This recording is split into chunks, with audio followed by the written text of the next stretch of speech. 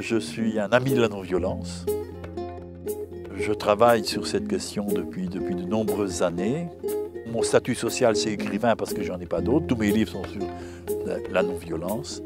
Et j'essaie de réfléchir aux dimensions à la fois philosophiques, politiques, stratégiques de la non-violence. Ça me semble tout de même une réponse essentielle aux grandes questions qui se posent pour nous aujourd'hui.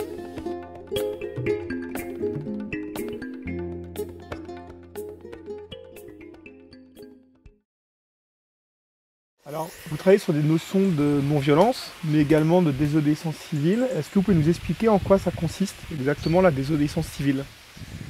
Si vous voulez, je crois que nous sommes dans une culture de l'obéissance. Il faut certainement que l'enfant obéisse aux règles du savoir-vivre. Et de même, dans une société, il faut que nous puissions établir des lois. Et la fonction de la loi, c'est de garantir la justice. Et tant que la loi remplit cette fonction, elle mérite l'obéissance des citoyens. Malheureusement, il arrive que plutôt que de garantir la justice, la loi cautionne l'injustice. À partir de là, je dirais pour les mêmes raisons pour lesquelles un citoyen doit obéir aux lois justes, il ne peut pas obéir aux lois injustes. Car s'il obéit aux lois injustes, il devient lui-même co-responsable, complice de l'injustice. Et par conséquent, le critère de la citoyenneté, je dirais, c'est ni l'obéissance ni la désobéissance, c'est la responsabilité. Est-ce qu'on peut dire que l'économie actuelle est injuste et qu'en ce sens, elle ne respecte pas la dignité humaine? Eh bien souvent, effectivement, l'économie impose dans le travail même des situations injustes. En tant que consommateur, je suis aussi responsable, finalement, des injustices qui sont suscitées par l'économie. Si je refuse d'acheter, par exemple, un produit dont je sais qu'il génère des injustices au niveau de sa production, ça n'est pas illégal au niveau de mon comportement personnel. En même temps, si j'organise un boycott, ça peut être illégal parce que souvent, la loi interdit le boycott. Et peut-être qu'il faut à ce moment-là entrer en désobéissance civile collective, c'est-à-dire en même temps ne pas croire que le changement social est simplement l'addition des changements personnels. En quoi peut-on passer d'un sentiment d'injustice personnelle à une action collective? On ne peut pas comme cela simplement se situer dans une action de protestation. Il faut se situer dans une action de résistance par rapport à un objectif précis, clair, limité, mais possible.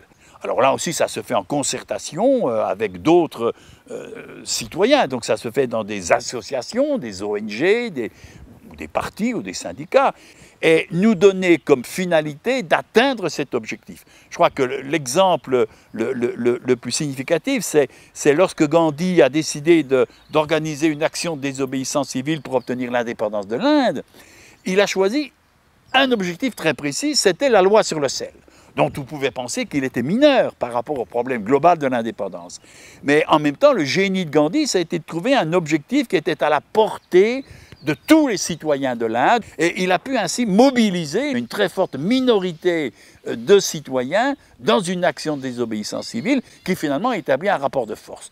Eh bien, je crois que toujours dans la désobéissance civile, il faut bien avoir conscience des risques que l'on prend par rapport à la violation de la loi, de la répression qui est prévue, assumer cette répression qui devient elle-même un levier pour convaincre l'opinion publique de la justesse de ma cause, qui va faire pression sur les décideurs pour pouvoir changer la réalité de l'injustice.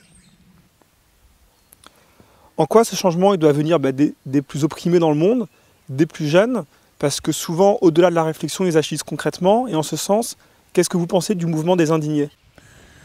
C'est difficile à percevoir parce que ce mouvement est certainement très différent selon les lieux où il s'exprime. Je crois que l'indignation est une énergie constructive par elle-même. Seulement, on ne peut pas s'en tenir à l'indignation, on ne peut pas s'en tenir à la révolte, à la contestation. Si je prends le mouvement de Martin Luther King, qui est quand même très intéressant dans cette problématique-là, il y a eu l'indignation, bien sûr, devant l'injustice faite aux Noirs, par rapport au pouvoir raciste blanc, par rapport à toutes les lois ségrégationnistes. Mais il ne s'agit pas simplement d'organiser des grandes manifestations de protestation, d'indignation.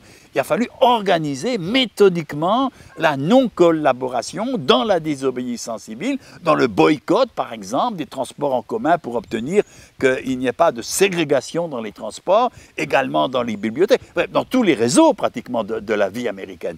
Et ça s'est fait, encore une fois, à travers une organisation méthodique de l'action pour pouvoir avoir prise sur l'événement.